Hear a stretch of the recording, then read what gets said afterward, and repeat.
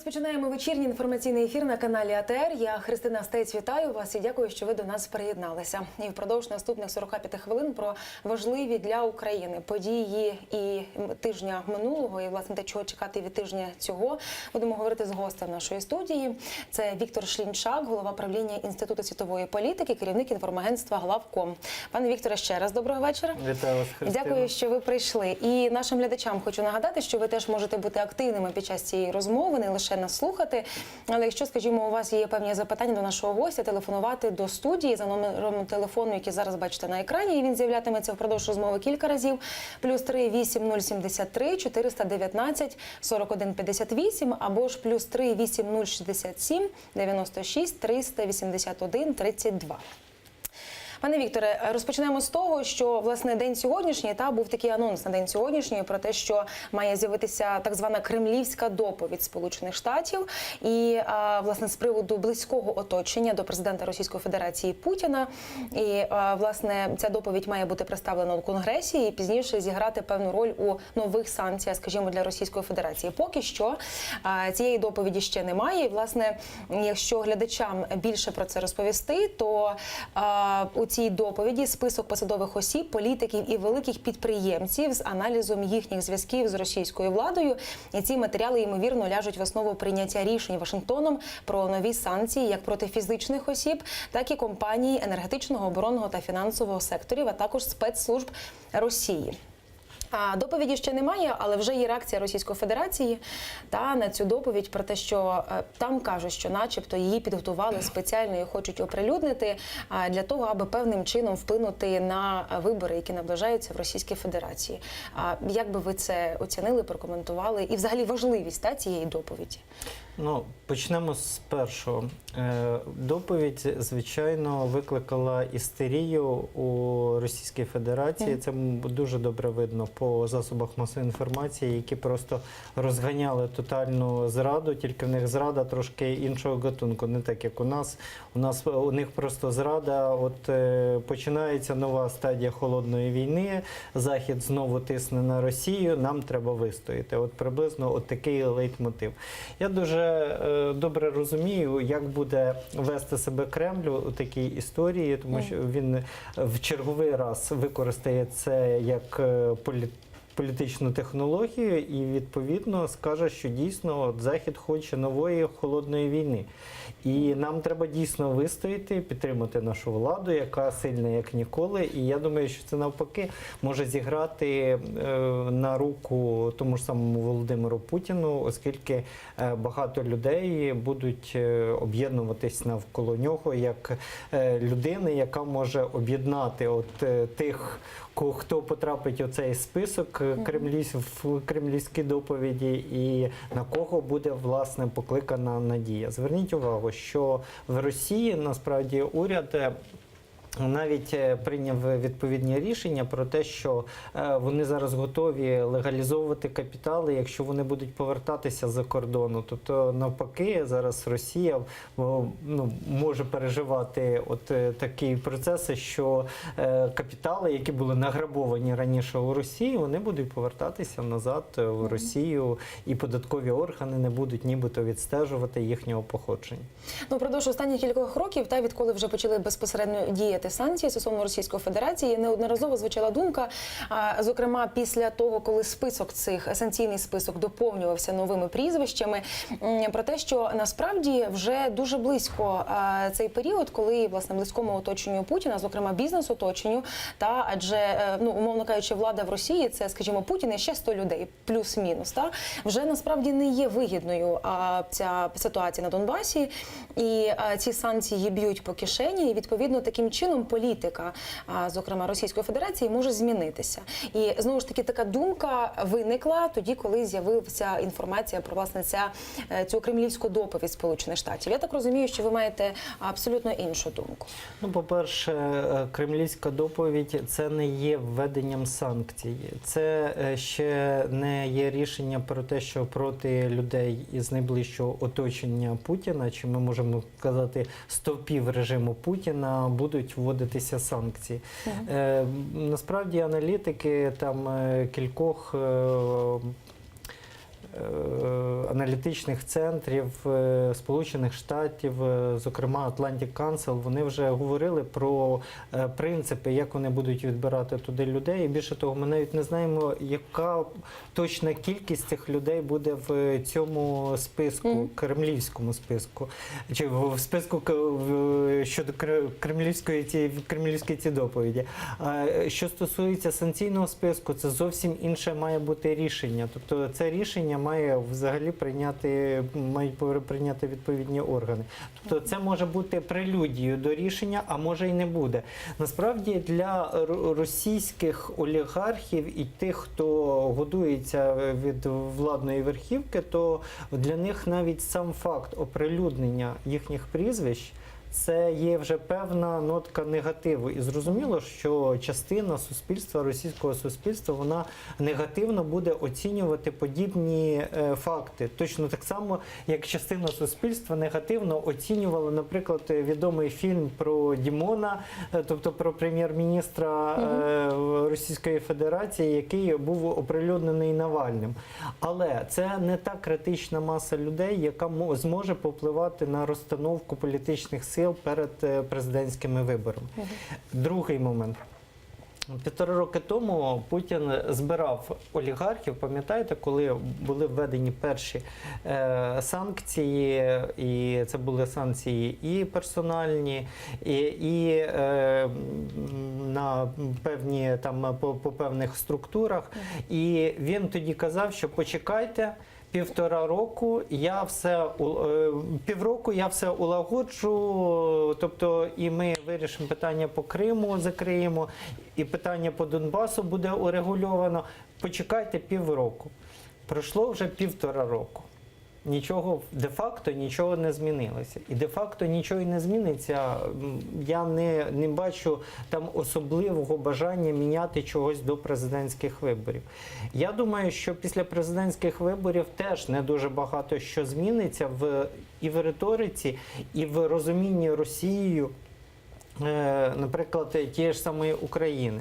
Я тут погоджуюсь, наприклад, з Віталієм Портніковим, який каже, що він спілкувався із кількома представниками російської влади, і вони кажуть відверто, що питання стосунків із Заходом – це міжнародна політика, яка ніколи росіян особливо не хвилювала.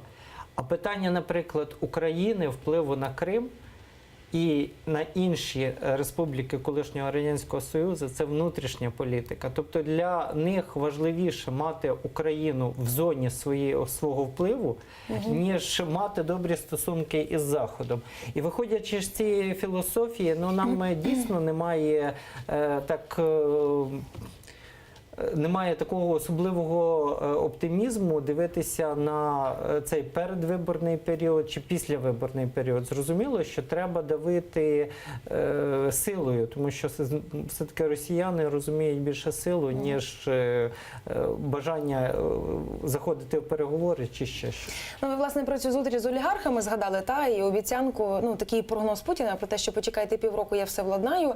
Насправді пройшло 1,5 року, але мені так видається, принаймні, що час до часу з'являються певні сигнали, які можуть свідчити про те, що все ж таки або вдається щось владнати, або принаймні до того йде. І що, скажімо, важлива подія минулого тижня – це, власне, парламентська асамблея Ради Європи, і вже, власне, безпосередньо йдеться, це вже навіть не чутки, а йдеться про ймовірне повернення Росії до російської делегації до ПАРЄ.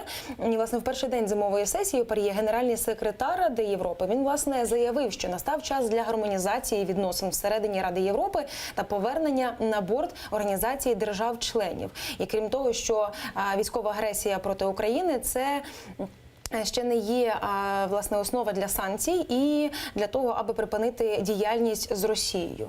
І, власне, для того є можливість повернення Росії до ПАРЄ.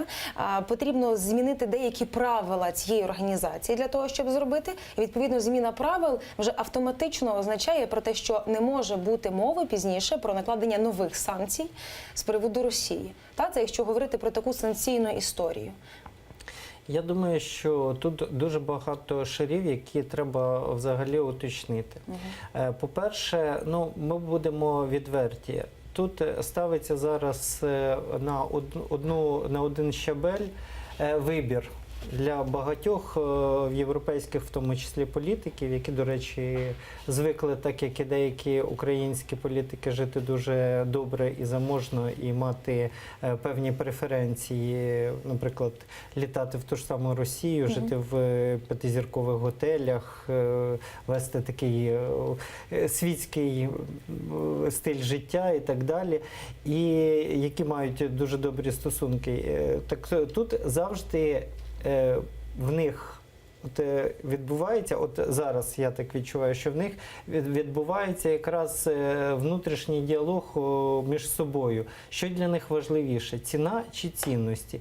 Чи важливо для ПАРЄ отримати, наприклад, внесок, який платить для діяльності цієї організації Росії у $50 мільйонів чи євро?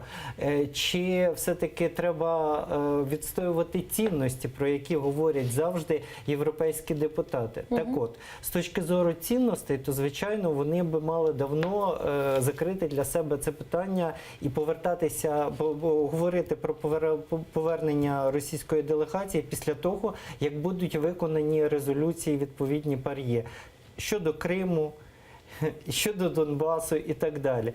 Якщо вони будуть говорити про ціну, окей, це теж позиція, але ви озвучте, що ви міняєте $50 мільйонів чи євро, міняєте на життя тих людей, які були вбиті в Донецькій і Луганській областях, наприклад. Просто інколи оця дволикість, вона межує на дуже великій грані із цинізмом. І цей цинізм точно не є здоровим. Ну, знаєте, насправді ситуація така дивна, про те, що, власне, організація, яка створена для певних функцій та й для захисту певних цінностей, як ви сказали, риторика змінюється після того, коли вже розпочався такий фінансовий шантаж з боку Російської Федерації. Організація, і там, зрештою, про це говорять, та й члени іншої делегації, про те, що організація не зможе дозволити собі існувати вже відповідно без цих внесків, там 50 з чимось мільярдів, якщо я не помиляюся.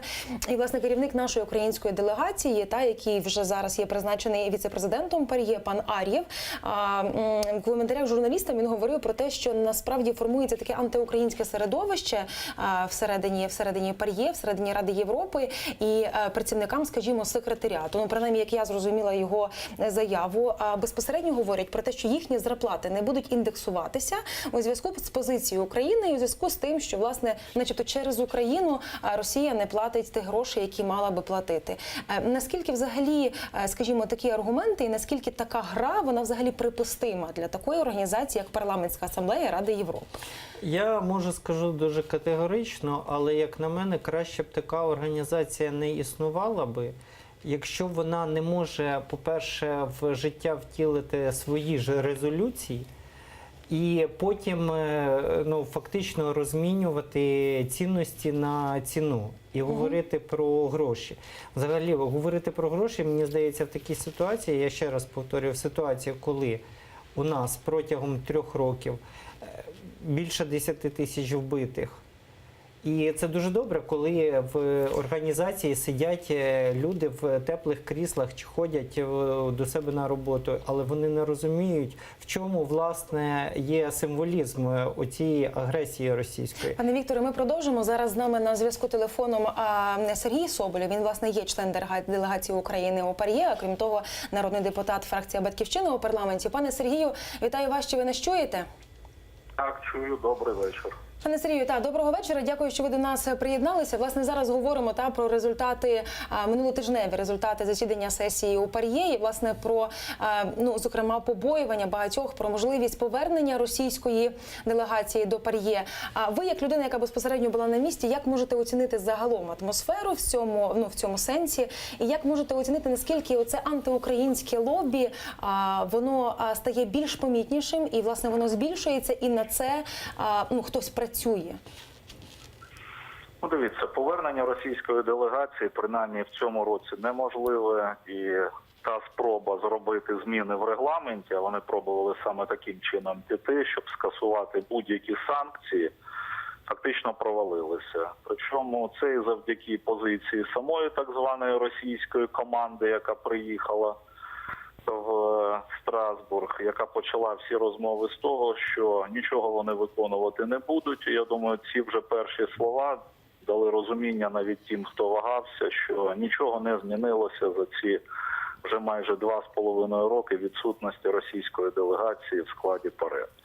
Друга ситуація – це, без сумніву, чиновники ПАРЕ, які звикли дійсно сидіти в теплих кабінетах, отримувати достойну, дуже достойну навіть для Європи заробітну плату, і тому для них невиплата коштів за попередній рік 22 мільйони. Просто щоб ми розуміли, про що йде мова. Це будь-який російський олігарх і український олігарх може перекривати такі кошти, не з'їздивши, не купивши чергову віллу десь в Європі. Тому це кошти, от за минулий рік там не сплачено за півроку 22 мільйони євро російською делегацією.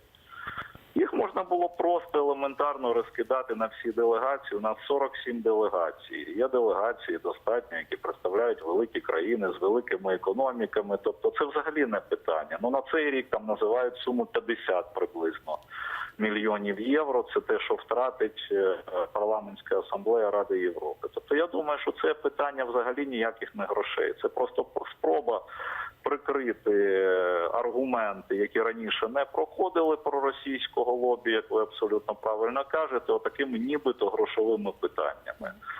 В цілому у них є ще один варіант – це попробувати змінити регламент, але, розумієте, тоді сам зміст Парламентської асамблеї Ради Європи, наприклад, на відміну від ОБСЄ, які є дійсно дорадчими органами, які там не ухвалюють і не можуть ухвалювати ніяких санкцій. От Парламентська асамблея має дуже серйозні важелі. Це санкції, власне, які були застосовані до Росії. Причому ж Росії ніхто не виключав, ви знаєте. Їх просто позбавили права голосу, ключового права, яке є у делегації. А вони самі вже вийшли з ПАРЕ. Тому навіть цей аргумент не спрацьовує про російського лобі, коли вони нам кажуть, що треба їх повертати. Так нехай повертаються. Проти них діють санкції, вони виконують резолюції ПАРЕ, ці санкції поетапно скасовуються. Друге, це, без сумніву, є Європейський суд з прав людини. Це ж не ОБСЄ, це структура дуже серйозна, яка при собі має поважний орган, Європейський суд з прав людини, який підбирається Парламентською асамблеєю Ради Європи. Саме ми фактично визначаємо, хто будуть суддями, і саме вони далі визначають долю майже там 800 мільйонів громадян, які входять в Парламентську асамблею Ради Європи. І третій орган – це моніторинговий комітет, який, власне, і радить, і рекомендує, які санкції вводити. Якщо ми позбавляємось можливості вводити санкції, все, Парламентська асамблея перестає діяти як орган, і має от такі три важелі, які я назвав. Тому я думаю, що це все спроби. Да, зараз змінилось лівацьке керівництво, стало Парламентською асамблеєю Ради Європи. Соціалісти зараз фактично окупували всі офіси, але рішення ухвалюють фактично всі делегації, і саме тому це є запобіжник, який без зміни регламенту нічого їм не дасть. А щоб змінити регламент, знову це треба голосування в парламентській асамблеї, і це у них голосів немає. Пане Сергію, і ще з приводу однієї важливої події для України міжнародного рівня та міжнародний економічний форум у Давосі, де відбулася зустріч президента України Петра Порошенка з Крістін Лагард, директором-розпорядником МВФ. І після цього багато експертів говорили про те, що насправді за підсумками цієї зустрічі можна говорити про те, що вимоги є категоричні і абсолютно жодних, скажімо, вже поблажок, які були раніше від МВФ, для України не буде. І, зокрема, йшлося про нового керівника Національного банку України, зокрема, йшлося про створення антикорупційного суду і оновлення ЦВК. Це плюс-мінус 3 найголовніших пункти. Якщо говорити про те, що наступний тиждень для вас і ваших колег-депутатів буде робочим, чого в парламенті з цього приводу очікувати? Скажімо, з приводу Валерії Гонтаревої, її звіту, обрання нового очільника і так далі. Так. По антикорупційному суду єдиний варіант, як виконати рекомендації Венеціанської комісії, це відхиляти той законопроект, який вніс президент, і дати йому можливість знову внести законопроект, який би відповідав рекомендаціям Венеціанської комісії. Якщо вести мову про керівника Національного банку, хто ж відпустить Гонтареву просто так після того, що вона натворила з Національним банком. Ну, перше, що повинно бути, це треба провести тотальне розслідування про її діяльність і діяльність керівника фонду гарантування вкладів, які розбазарили кошти цього фонду, отримавши мільярди і мільярди доларів фактично в управління. Тому я думаю, що тут так само, це не буде просто формальна заміна керівника. Ні, спочатку треба звіт Гонтаревої, відповідальність за все, що вона натворила. Нехай вона розкаже, як вона виводила через свою структуру гроші Януковича, а потім ловили ці кошти по всьому світу. Тобто там дуже багато питань до неї. Те, що стосується Центральної виборчої комісії, ну це безпрецедентний взагалі крок. Ну уявіть собі, президент вносить і задовільняє пропозиції всіх фракцій, крім однієї «Батьківщини». Тільки єдина «Батьківщина» виграла всі місцеві вибори останні. Єдина лідер «Батьківщини» є перший по всіх опитуваннях, а сама партія «Батьківщина» є з відримом перша партія по всіх опитуваннях. А так все інше ніби нормально. Пане Саме Сергію, з цього тому дуже приводу... швидко в Парламентській асамблеї Ради Європи при розгляді моніторингу України було внесено пункт в резолюцію зобов'язати президента внести і мати в складі ЦВК, бо він внести може, а потім буде казати, що проголосували депутати. Ні, повинен бути в складі ЦВК представник від кожної політичної фракції. Тому я думаю, що тут змушені будуть іти на це. А у мене є така пропозиція. Біля мене зараз колега мій, який щойно повернувся з Давоса, це Сергій Євтушок, він може в деталях сказати, що там було, якщо це вам цікаво. Угу. Про Давос. Ну, давайте ми тоді з паном Євтушком теж пару хвилин поговоримо. Доброго вечора, я вас вітаю, чи ви нас чуєте? Алло? Так, доброго вечора. Власне, з приводу Давосу, можливо, ви щось нове зможете розповісти, аніж те, що ми вже бачили в засобах масової інформації, і, зокрема, те, що чули від президента України. Наскільки власне, категоричними були вимоги МВФ, і, можливо, вам відома певна інформація, про яку ми ще, скажімо, не знаємо? Ну, навряд чи я вам щось нове скажу, але насправді в цьому році було відкрито Ukraine House, це вперше в історії, і було дуже багато таких презентаційних панелей, зокрема і про блокчейн, по біткоїнах, по криптовалюті. Ви бачили робота Софію найрозумнішого. Ну, а стосовно брекфест, український сніданок, то, звичайно, трішечки вразила ця подія. Вразила тим, що, по-перше, виступ президента, його поява. Десь ми розраховували на якісь більш конкретніші, скажімо так, його тезиси, його, скажімо, меседжі. Але була виступ сірий, абсолютно незрозумілий ні для нас, ні для наших партнерів, колег, які були присутні, міністрів, прем'єр-міністрів, керівників держав, президентів і всіх інших. Говорилось про те, що президент запускає проєкт закону про антикорупційний суд, але це вже з слів президента справа парламенту. Ну, не договорив президент про те, що там 4 законопроекти. Всі політики світу, і в тому числі ті, котрі були там на сніданку, однозначно розуміють, що Венеційська комісія ряд зауважень до президентського саме законопроекту висунула. І я не хотів би в деталі занурюватися, але якщо узагальнити, то сказати, що це абсолютно не антикорупційний орган, який повинен здійснювати правосуддя, засуджувати топ-корупцію, топ-чиновників в Україні. Чому? Тому що, по-перше, наша країна на першому місці по корупції, по-друге, даним законопроектом президент намагається сформувати даний орган під власний контроль. І це якраз той момент, де дуже гостро засуджується всіма демократами у світі. Все решта про осінь реформ. Жаль, вже немає часу. Спасибі вам за те, що ви до нас долучилися телефоном. Нагадаю, з нами на зв'язку наживо телефоном були народні депутати з фракції «Батьківщина» у парламенті, пан Соболєв і пан Євтушок. Говорили ми, зокрема, власне, про підсумки засідання у ПАРЄ. Віктор Шлінчак, голова правління Інституту світової політики, гість нашої студії. Пане Вікторе, я вам дякую, що вам довелося і теж це все послухати. Можливо, деякі речі ви вже і чули, і довелося вам помовчати тривалий час. Особливо цікаво, коли народні депутати визначають, що Україна номер 1 за рівнем корупції. Це за яким вони принципом це визначили? Власне, і з приводу цих речей, вже згадали ми, зокрема, про вимоги Міжнародного валютного фонду. І це не просто вимоги, це про те, що звучить так, що, знаєте, ми вже більше з вами бавитися не будемо. Тобто, або ви виконуєте ці речі, або ми вам, скажімо, грошей не даємо. Зокрема, йдеться про антикорупційний суд і голову Національного банку України.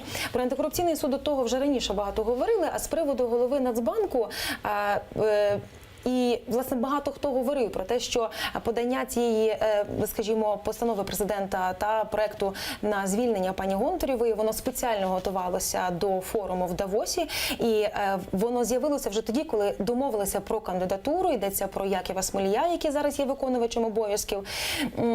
На вашу думку, наскільки швидко відбудеться цей процес, скажімо, наступного тижня? Звіт Валерії Гонтаревої, після цього, скажімо, її звільнення з посади, після цього обрання, скажімо, нового керівника Національного банку, аби структура запрацювала з новим диханням і нормально. Чи багато хто з депутатів, скажімо, буде це рішення блокувати, або хтось навіть буде вимагати кримінальної відповідальності для пані Гонтаревої?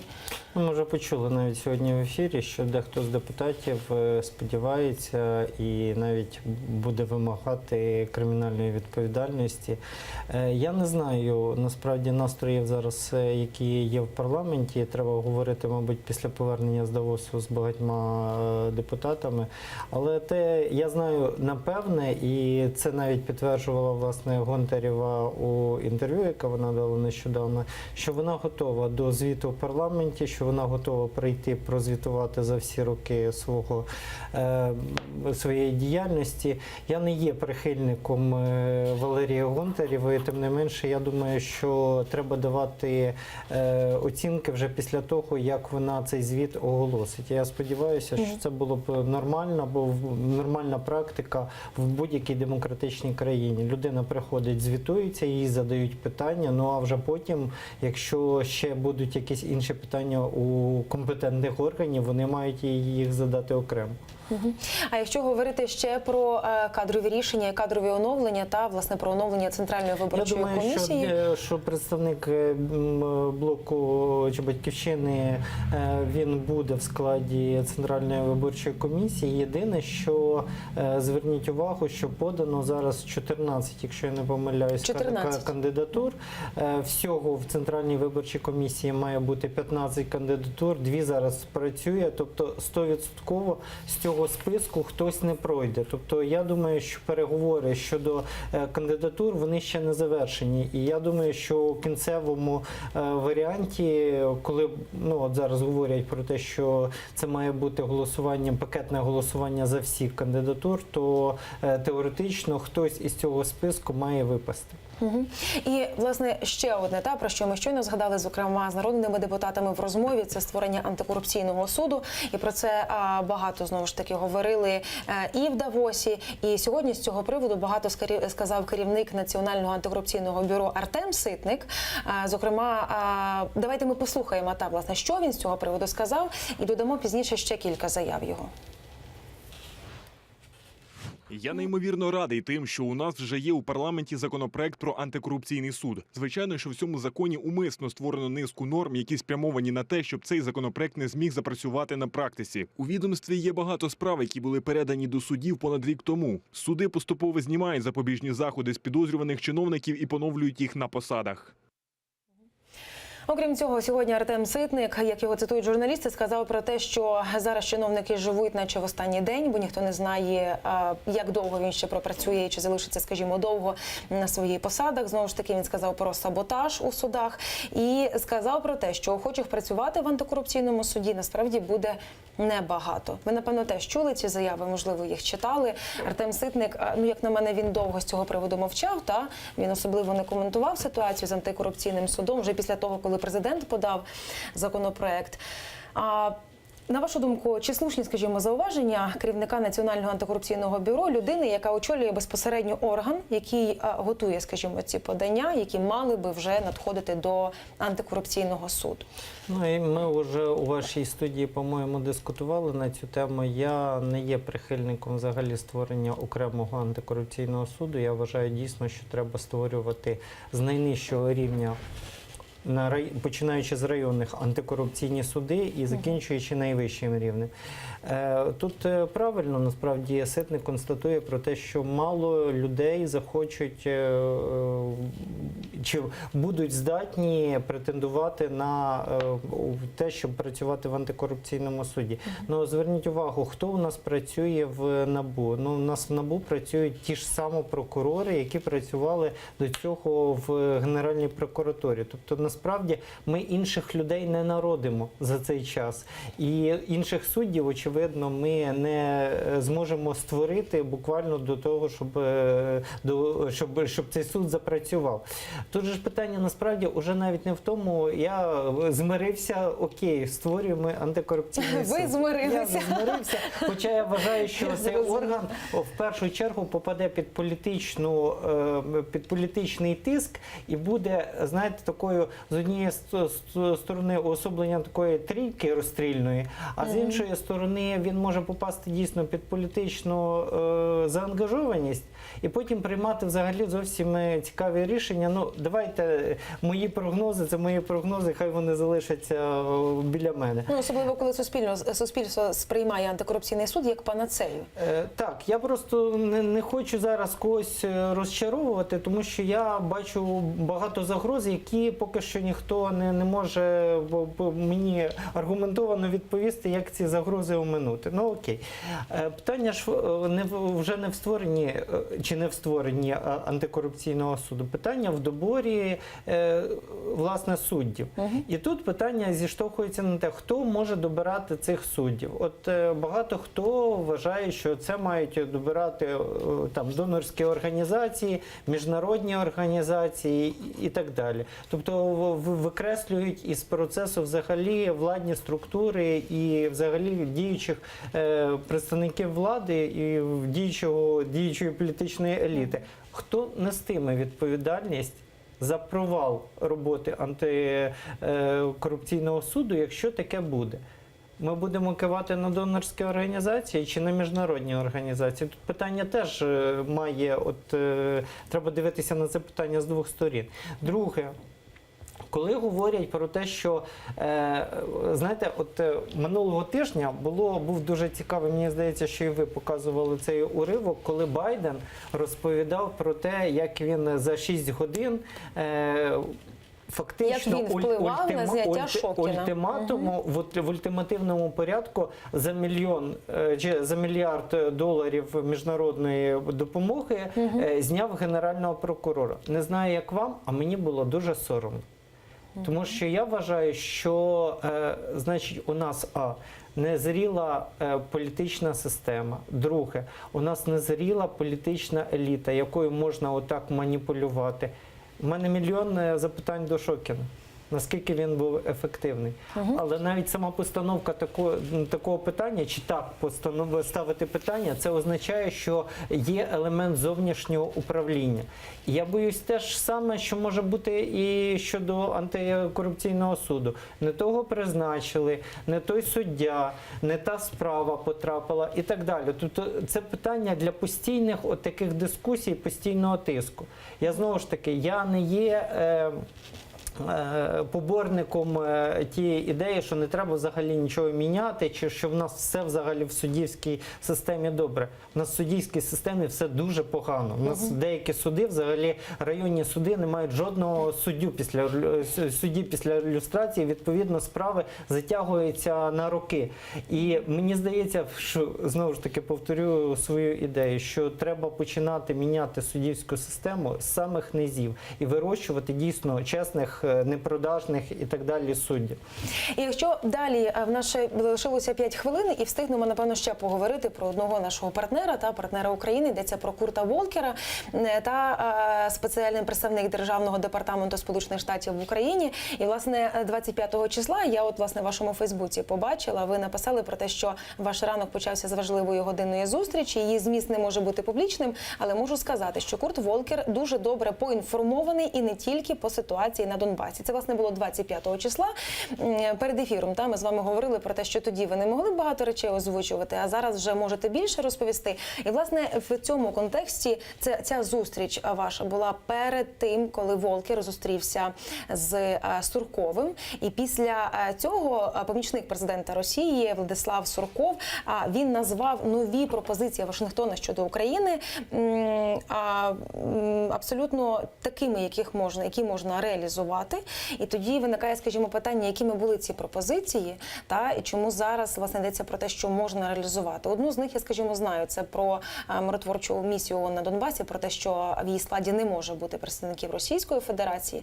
От це я попрошу вас прокоментувати, враховуючи, що ви мали безпосередню розмову з паном Волкером. Я єдине, що можу сказати, що їдучи в Дубай, Волкер віддавав собі належне, що ця зустріч не буде от такою кардинальною, що вона не змінить особливо перебіг переговорів і так далі. Тобто він в черговий раз взяв себе в руки і заставив себе поїхати на зустріч, яка де-факто немає чим хвалитися після цієї зустрічі, тому що ми прекрасно розуміємо, з якими яструбами йому доводиться вести переговори.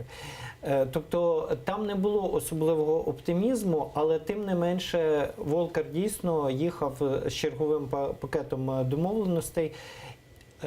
Те, що ви сказали, мені здається, що це трошки інтерпретація, оскільки Сурков, наскільки мені відомо, сказав, що вони готові розглянути пропозиції, які їм надав Волкер, і вони це зроблять. Коли це відбудеться, мені здається, що це навряд чи відбудеться найближчим часом, знову ж таки, з урахуванням виборів чи черговим переобранням Володимира Путіна на президентську посаду. Я думаю, що Волкер це теж дуже добре усвідомлює. Я його дійсно запитав, чи йому продовжать мандат на переговори, оскільки в нього мандат на переговори спливає у кінці березня. Відповідно, чи будуть у нього така можливість вести переговори в квітні, травні чи в червні. Він сказав, що очевидно так.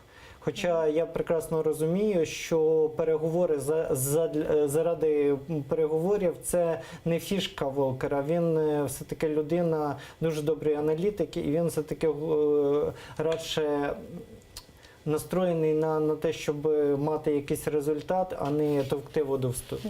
Після зустрічі ви написали про те, що Курт Волкер дуже добре поінформований і не тільки щодо ситуації на Донбасі. Що ви мали на увазі? Що ще? Він зустрічався з представниками як опозиції, так і представниками влади. Тобто цих 3 дні, які він був в Києві, він максимально використав для того, щоб поспілкуватися фактично з усіма представниками політичної еліти, в тому числі і окремими представниками громадянського суспільства. Тобто я так розумію, що він має абсолютно чітке уявлення і має свою позицію щодо того, що відбувається в Україні, незважаючи на те, що я так підозрюю, те, що звучало, скажімо, на зустрічі з представниками опозиції і представниками, скажімо, влади, це абсолютно різні речі. Звичайно, тут питання в тому, що він теж для себе хотів би зрозуміти, наскільки влада готова виконувати, наприклад, ті ж самі мінські домовленості, чи вона пристає на ті пропозиції щодо миротворчого контингенту ООН, який, наприклад, може бути введений. Я думаю, що це він піднімав, ці питання він піднімав і на зустрічі з президентом України. Ну і маємо більше хвилини, згадали ми про, власне, опозицію, і опозиційний блок, і, власне, у цій фракції в парламенті, в цій політичній силі сказали, що насправді, коли у Раді Європи проголосували резолюцію про гуманітарні наслідки війни в Україні, проголосували з поправкою депутата від опозиційного блоку Новинського, і порадили все ж таки переглянути з можливістю повернути згадку про Мінськ. Менше хвилини маємо. Прокоментуйте це, будь ласка. Наскільки реально повернути цю поправку? Я, наскільки сужу по заявам Волкера, він не бачить проблеми в новому законі, тому що там не було Мінськ вказано. Мені здається, що це не є принципово. Принципово є те, щоб були дійсно якісь кроки, які наблизять нас до кращих часів і до врегулювання конфлікту. Спасибі вам, пане Вікторе, за цю ґрунтовну розмову, за те, що ви знайшли час і можливість Дякую до вам, нас Христина. прийти. Віктор Шлінчак, голова правління Інституту світової політики і керівник інформаційного агентства «Главком», був гостем нашої студії. Я дякую, що ви теж були з нами під час цієї розмови. Залишайтеся з АТР і надалі, бо попереду ще багато цікавого.